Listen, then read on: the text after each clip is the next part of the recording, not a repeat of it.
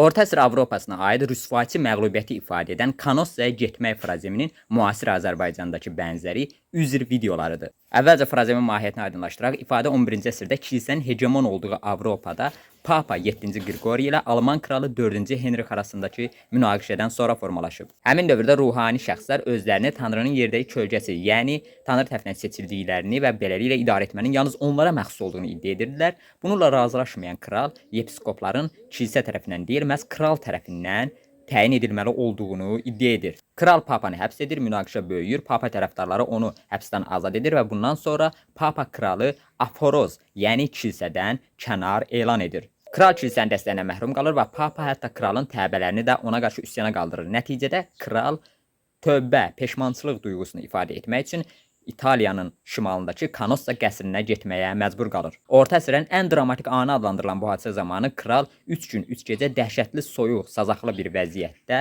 bağışlanması üçün öz peşmançılığını, tövbəsini ifadə edir. Maraqlıdır ki, kilsə bu münaqişədən qalib çıxsa da, əslində bu məqam dünyəviləşmə, sekulyarlaşma probleminin əsasını qoyur və sonradan dinin dövlətdən ayrılması prosesini sürətləndirir. İndi Azərbaycanda da şəxslər olur ki, hər hansısa bir hüquqi problemi qaldırır, öz konstitusiyon hüququ olan tənqid azadlığından istifadə edir və bir neçə gün sonra həmin şəxsin üzr videoları yayılır. Son olaraq dünyəvi və hüquqi dövlət olan Azərbaycan Respublikasının ən ali hüquqi sənədi olan Konstitusiyadan bəzi maddələri qeyd etmək istəyirəm.